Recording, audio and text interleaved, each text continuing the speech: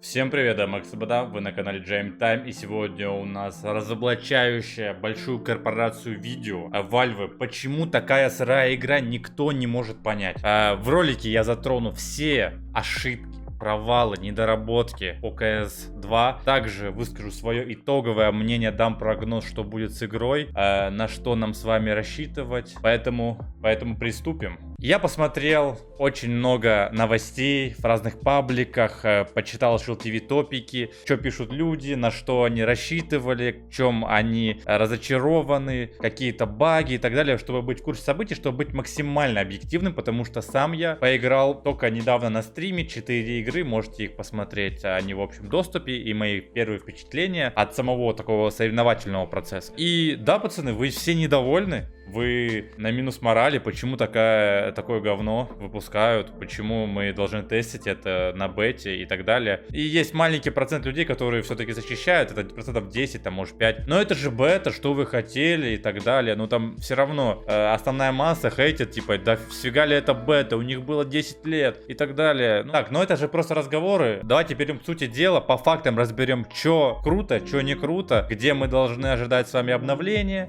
И, ну реально, почему сейчас это полное говно и никому не нравится. Разберем минусы сначала. Это фризы, нереальные фризы моделек, не понимаю по каким, да, там фризы, спайки, лаги, какие-то, может, баги, потери пакетов, я не знаю, миллион всяких вещей, которыми описывают просто лаги. Там 64 тикрейт, они 64, но просто игра тупо по производительности, по FPS просаживается. Нереально топовые компы не справляются, то есть FPS нереально маленький, хотя ожидалось бы, да, новый движок, наоборот, лучше производительность, да, ну я так думал, не знаю, я обыватель в этом всем деле, поэтому свое обывательское мнение вам озвучиваю. Я думал, ну блин, если у меня в той игре типа будет 500 стабильно, то в этой вообще типа будет 800, не знаю, 700, ну ладно. Следующий минус это movement, минимум, я думаю, осталось бы столько же, но не тут-то было. В очередной раз игра весит там, ну, выходят апдейты, выходят обновления, игру постоянно там фиксят, и FPS все меньше, меньше, меньше, и то есть это бесконечная гонка за FPS именно для одной игры, как будто. В доте там, не знаю, да, в том же Валоранте, хотя я не эксперт, но мне кажется, что там не нужны такие атомные ядерные компьютеры. Тут в каком-то хаосе гранаты, экзекьюты ты просто не вывозишь. У тебя реально должно быть самое топовое железо, чтобы ты чувствовал себя комфортно. Ну, как минимум, как CSGO, да. Давайте все сравнивать по меркам CSGO, но в CSGO по итогу стало все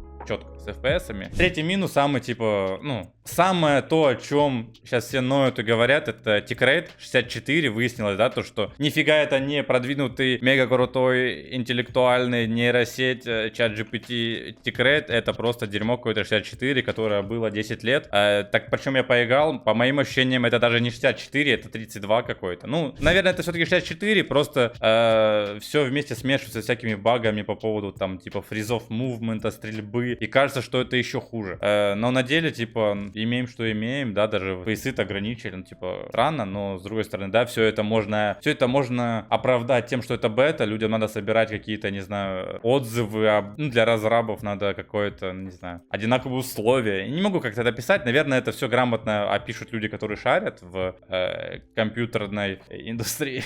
Четвертый минус, спрей. Типа, ну, он изменился, я не скажу, что это прям сильный минус, то, что меняют спрей, но минус даже не в том, что его поменяли, да, ну, как по траектории того, как он был и как он стал наоборот менее разбросу подвержен, то есть там чуть-чуть он улучшился в CS2, но на деле невозможно спреять. Может быть, это связано с тем, что ты не можешь ползти в движении, спреять, как это было в CSGO, но у тебя пули рандомно летят, либо это связано с тем, что в ММе пока недостаточно количество тикрейта, не знаю, с чем это связано, но спрей другой, все на это жалуются. Я на своей шкуре вчера ощутил то, что на самом деле, ну, невозможно спреять, невозможно как-то навестись, выйти, заспреять. Может, типа, первые 3-4 нормально, все остальное непонятно. Хотя он должен быть одинаковым. Много претензий к гранатам, ну, то есть, они сейчас взрываются непонятно как. То есть, вот я сейчас на практис моде, и меня в целом устраивает то, как они летят, то, как они там, типа, стукаются и так далее, но в ММе, ну, это просто, они с дилеем как-то вылетают, типа, невозможно вот так как-то отпустить, оно все не инста отпускается, либо дело в пинге, да, то есть, сейчас у тех, у кого меньше пинг еще они в большем преимуществе, чем до этого было. Но ощущения странные, что типа граната, она не отпускается. Они еще как-то взрываются, непонятно, да, то есть всегда будет эффект пыли. То есть раньше был эффект того, что пыль поднималась там, где ее не было, а сейчас она всегда будет. То есть условно, вы когда шли в яму на Мираже, да, объясню для всех. Вот когда ты вот сюда вот бросал, у тебя из-за пыли поднималось, ну, тупо все. Да, то есть моноси, вот эти все баги, все это все основано на пыль, которая была под ногами. Сейчас как-то граната просто микровижен убирает, и ты под нее, наверное, пикать можешь. Не говоря, да, конечно, тут как-то, видите, побольше этого было. Но опять же, это я сравниваю все по игре самой. Именно в практис моде все в целом выглядит достаточно красиво. Я бы сказал, если бы вот так было, я бы нереально был счастлив, что КС такая. Ну, но на деле, конечно, оставляю все желать лучше. Ну, блин, самый, наверное, что бросается в глаза минус следующий, это звуки. То есть там спикер, что-то мод, -1, -2, -3, там что-то 0. Очень много разных вариаций того, как должно звучать. Но на деле, может с непривычки, может еще почему-то. Летит к тебе граната, ты типа... Все, ты теряешься, у тебя просто звук оффается везде, тебя оглушает, то есть нереально. Раньше флешка, то есть она тебя глушила, но типа инста звук давал, как только ты выходишь с блайнда. Сейчас это какой-то, знаете, есть экстра секунда, которая тебя держит в этом оглушении, и это как типа... Ну, я не скажу, что это минус, ну просто это по-другому. Это по-другому и непривычно. Следующая вещь, я уже больше, да, видите, от самых главных минусов иду к, знаете, каким-то спорным решениям. Это смена интерфейсов, худов, там, видите, радаром, все изменилось. Я не скажу, что это минус, невероятно с ним нельзя мириться. Для кого-то это плюс, для кого-то минус, но пока не прям понятно, что вообще, типа, поменяли. О чем я могу сказать? Ну, то есть, тот же kill feed, эти анимированные штуки, ну, не ладно, анимированные штуки нет. Я не знаю, типа, можно ли или нельзя, я на стриме спрашивал, это убрать, типа, аватарки, а поставить количество игроков. То есть, сколько осталось, потому что не всегда понятно, у кого какая авок. Ну, интерфейс больше как незначительная вещь. Его изменили. В целом, не прям, типа, круто, просто по-другому. Сменили ВК просто дизайн и, типа, верни стену дуров, что-то такое. На деле плевать, привыкнешь, но надо просто настроить его заново. Если была бы магическая галочка, сделать все так, как было, базару 0, это было бы гениальное решение. Но, типа, надо заново настраивать. Надо заново выбирать цвета. Минут 15 надо потратить, чтобы разобраться во всем. Цветокоррекция. Ну да, тут тени, да, появились какие-то, ну непонятно, как с ними вообще двигаться. Это мы опустим, это уже нюансы тонкой игры в КС. Я это не хочу обсуждать, потому что сам не знаю, это плюс либо минус. Это есть, это просто есть. Она стала лучше 100%, но иногда, вот я когда на вертиго ходил, я еще близко сижу, у меня просто глаза режет, потому что оно ярко. То есть у тебя идет контраст очень сильный с темным помещением и ярким, и, наверное, что-то делать надо с цветокоррекцией. То есть яркость как-то выкручивать, либо на каких-то картах меньше, на каких-то картах больше. Это в целом, я считаю, плюс, но надо еще чуть повозиться с тем, чтобы настроить это все. По поводу ганов, там это уже не минусы, а просто все жалуются, что некоторые ганы имбалансные, некоторые типа плохо стреляют. Я хочу сказать там, я заметил, что Галил очень сильно быстро стреляет, то есть... Пацаны, он так, ну, либо так кажется, но он как будто стреляет быстрее, чем... Ну, он стреляет как 30-ка, то есть даже не 20-25 пуль. Как-то он быстро стреляет, это минус. Глоки, да, все говорят, что это имба лютая сейчас, он сильнее Юспа во много раз. Но вспоминается, что так говорили 5 лет назад, то есть считалось, что Глок сильнее Юспа. Потому, ну, на ближних дистанциях и так далее, 20 пуль, все сносится. С этим я спорить не хочу и не буду, не могу. Также жалуются многие на снайперскую винтовку, то есть фликов типа нет. Они как-то по-другому летят, и непонятно, типа, почему. Но, опять же, мне кажется, многие вещи по поводу стрельбы связаны с тикрейтом и связаны с какими-то другими багами, которые еще не пофиксили. То есть не вывели на должный уровень, поэтому какие-то флики чуть не так засчитываются. Из минусов еще, да, вспомнил. Нет многих команд консольных, нельзя менять руку, там, нельзя менять колбобы. Наверное, еще много команд, которые я сейчас не назову, которые просто убрали, и непонятно, добавят их, либо нет. Остается только ждать, то есть очень много людей жалуются, блин, почему нет левой руки. Ну все, я в себя выжил весь негатив, который я мог выжать из себя. Давайте поговорим о плюсах. И плюсы мы начнем с карты Ancient. Первый плюс, который вот сейчас конкретно есть, это 2 эмки. И никто с этим поспорить не может. Сколько мы с вами ждали, да, что можно будет покупать 2 эмки, надо просто их выставить в какую-то штуку. Я сам этого не делал, но типа их выставляют и все окей. То есть это по факту плюс. Респект разрабам, вот вы крутые. Вот когда крутые вещи делают, вот вы нифига не говорите. Ну да,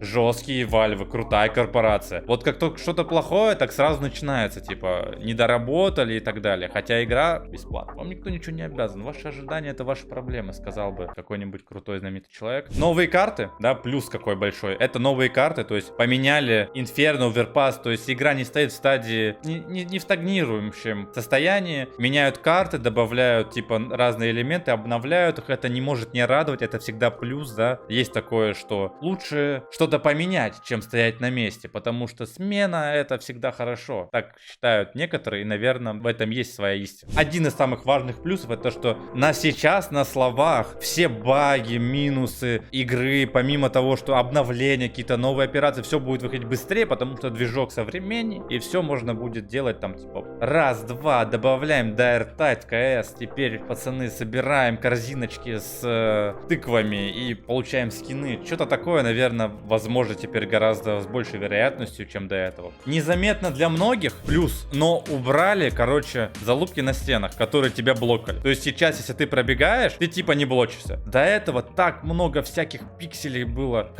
с которыми, ну, об которые ты блочился, что ты просто боялся где-то по стене идти. Сейчас ты, то есть, берешь самую дальнюю траекторию и проходишь по стене, и видите, типа ты не блочишься. Опять же, может, ну вот тут, да, например, вот тут явный какой-то типа вот баг. Вот таких было в CSGO очень много. Нереальное количество. Кому не впадло, можете проверить, потом написать. Может быть, это я типа приколист, и на деле все те же самые штуки остались. Но вот даже тут, вот эта штучка, да. Короче, много вещей, которые раньше были прям такими резкими, которые тормозили, сейчас ты их просто как-то обходишь. Что еще крутого? Ну, например, вот это. Убрали скайбоксы, то есть теперь, возможно, все в этой игре. Это нереальное преимущество для тактической составляющей. То есть можно будет, ну, реально фейки мутить, прям жесткие экзекьюты с других сторон. То есть отсюда теперь можно кинуть какой-то там смог на Б, стресс-спавнах, перебегать, то есть обманывать. Тоже то, за что мы любим КС, это красочно, ну, типа, какие-то крутые легендарные раунды, разводки. И сейчас это, ну, реально возможно обновлять какие-то смоки. Мне как капитану, ну, некоторые штуки просто необходимы были, типа, на темку смог. Ну и типа тут он долетит. Вот здесь он здесь должен упасть. Ну и плюс, конечно же, это звук, то есть он стал более профессиональным. То есть до этого я сказал, что он типа убожество, но на деле на вкус и цвет, как говорится. То есть если доведут до ума, то крутой звук в игре это, ну, это всегда плюс. Я верю в то, что это типа все сделают четко, где-то уменьшат тайминги, где-то еще какую-то громкость, углубление. Игра выйдет на новый уровень по звуку. Интерфейс на деле надо, конечно, спросить у Артемия Лебедева, как он считает. Но по мне, как будто из 2005-го какой-то типа какого-то шутера. Но всякие другие темы, типа вот тут, как будто бы стали лучше. Я говорил по поводу новые, типа убрали командные, типа некоторые штуки. То есть до этого я говорил, что есть минус, что не добавили что-то. Но есть и плюс. Добавили что-то. Добавили новые команды, что двойной зум, да, теперь можно его регулировать. Можно там еще какие-то темы делать. Убирать гранаты можно, то есть уже в консольной команде не надо там какого-то бота скачивать. Можно просто забиндить и так же там, как ретроу, использовать гранату. Плюс, я думаю, таких команд должно быть со временем все больше. То есть это, наоборот, крутая тема, когда ты способен все, ну, как бы, прописью в консоли регулировать. Это next level. MR13, только много-много мы говорили, да, там, ну, большинство, вроде как я понял, против. Но если при условии, что изменит экономику, то так, типа, 50 на 50 люди склоняются к этому. И я лично за это, с некоторыми но, а также, да, так как экономические, как бы, исправления. Сам я поиграл, понял, что, блин, ну, на деле тебя это меньше высасывает. Какие-то, знаете, мы с вами не играем, да, ради людей в эту игру. То есть мы не заходим на матч, например, ну, большинство людей, которые меня смотрят, чтобы вот я кайфану сейчас, мне дадут хороших людей, и я кайфану с ними. И, допустим, тебе дали хороших людей. А хорошие люди — это те, с кем ты, скорее всего, выиграешь. И ты выиграл, ты получил дофамин и удовольствие от того, что ты забрал тело. Я не получаю удовольствие от того, что я там играю. Да, типа, где-то там это фоном есть, но если мы проиграем, блин, чуваки, лучше бы я играл за денсайдами, токсиками, но которые, типа, мне выиграют. И перейдем к самому главному. Те, кто досмотрели, 3 столба за счет которых эта игра станет легендарной и она станет супер крутой. Слушайте внимательно. Если это будет, все то нытье, которое было, типа, блин, тогда это все типа минус нервы, минус эмоции. Чуваки, байт на эмоции, вас развели, на деле эта игра топовая. Но должно быть три вещи. Первое, это тикрейт, который они обещали. Я думаю, нет, не согласен. Второе, античит, если можно будет играть и не думать, что против тебя читеры. И третье, это ранкет. Если они сделают жесткий ранкет, типа даже как там в доте условный, где ты будешь всегда знать, я сейчас приду, запущу, загринжу 10, типа буду играть с игроками своему уровня, мы все будем хотеть победить, типа там пати, соло, все это, даже может по ролям сделают, если какая-то такого уровня дорастет, что там саппортов, там снайперов, либо там снайперов, например, отдельно сделают от рифлеров, там опорников, ну и так далее, может капитанские роли добавят, чтобы чел там колил и, допустим, ему там начислялось. Если в это все уйдет, эта игра будет нереально крутой. Опять же, после бета-тестов мы все это с вами увидим. Осталось недолго, ну, либо долго, но для меня лично эти моменты не имеют особого значения. Но для обычного пользователя, человека, который хочет пробиться куда-то, это прям нереальная тема, которая должна быть исполнена, и комьюнити в Counter-Strike увеличится, это 1000%, я говорю. Подытожим это видео, дадим прогнозик. Что мы имеем? Мы имеем очень много недовольных людей, которые ждали от этого перехода чего-то нереального, завысили свои ожидания и сейчас расстроены. И гениев, легендарных людей, элиту общества, крутых челов, которые смотрят не Токийского Гуля, а Ковбой Бибопов и Самураев Чамплу, которые понимали, что с самого начала ждать чего-то хорошего лучше не надо, потому что, ну, редко когда бывает такое, что все четко. Имеем, что имеем, играем теми картами, которые нам раздали. Надеемся на лучшее, да, но готовимся к худшему, как говорится. В перспективе игра должна быть крутой, но очень много всяких вещей надо исправить, поэтому подписывайтесь на канал, ставьте лайки. Впереди у нас нереальное количество видосов. Бинды, настройки разрешения. Это вообще отдельное видео на час. Какие тут вообще новые команды. Вертикальные синхронизации с планетой Земля тут происходят. Обзоры игр, новые стратегии, механизмы игры, механика. Все это нам будет на этом YouTube канале. Вам спасибо. Пока.